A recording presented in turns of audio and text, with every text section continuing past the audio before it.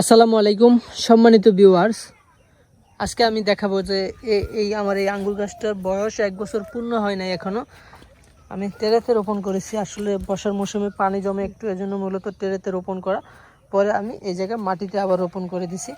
এই আঙ্গুর গাছটাতে কয় থোকা আঙ্গুর ধরছে সে বিষয়টা আপনাদের দেখাবো। এটা হচ্ছে বাইকনুর জাতের একটি আঙ্গুর। এই যে এখানে একটা চারা আছে,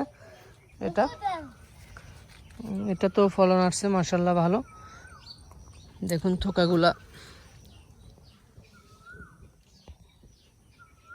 কালারও চমৎকার একটা কালার। পরে সাইজ দেখুন মাশাআল্লাহ বাজারের সাইজের মতো। দেখুন সাইজ। এই আঙ্গুর গাছগুলোতে একটা আঙ্গুর গাছে কয় থোকা ধরেছে আমি সেই বিষয়টা দেখাবো আজকের এই ভিডিওতে। এই যে ডালটা আছে, এই ডালটা হচ্ছে এই পাশে গাছের, এই একটা থোকা। পরে এই ডালটাও, হ্যাঁ এইটা এই থোকাটাও হচ্ছে ওই গাছের।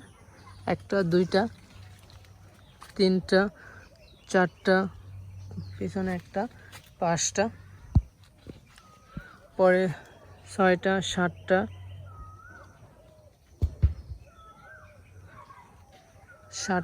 আটটা, নয়টা, 10টা, যে জায়গায় একটা, 11টা, 12, 13, 14, 15, 16, মাশাআল্লাহ চমৎকার। দেখুন 16, 17, এটা কালার চলে আসতেছে, কালার লাল কালার একটা ভাব আসতেছে। 17, এটারও কালার চলে আসতেছে। 18, 19, 20, 21, 22, এই থোকাটা দেখুন মাশাআল্লাহ। 23, 24, 25, 26, এবার আছে ধরতে পারেন 20 থেকে 25টার মতো থোকা আছে এই আঙ্গুর গাছটাতে। একটা 1 বছর হয় নাই, তারপরও মাশাআল্লাহ একটা আঙ্গুর গাছে 25টার মতো থোকা আসছে এই বাগানটাতে। গাছটা যদি দেখাই, এই যে এটা হচ্ছে সেই গাছ।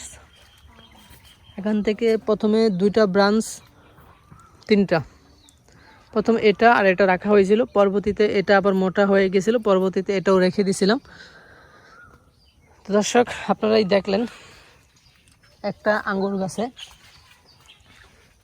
প্রথম অবস্থায় 1 বছর পূর্ণ হওয়ার আগেই আপনার 25টার মতো থোকা পেয়েছি।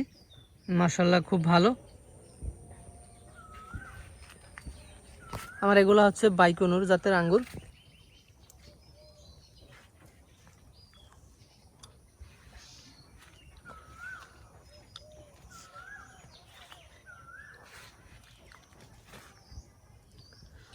আপনারা চাইলে আপনাদের বাসা বাড়িতে এরকম আঙ্গুর চাষ করতে পারেন। আসলে খাওয়ার থেকে দেখতে আপনাদের বেশি ভালো লাগবে। আপনারা সকলে ভালো থাকবেন, সুস্থ থাকবেন। আল্লাহ হাফেজ।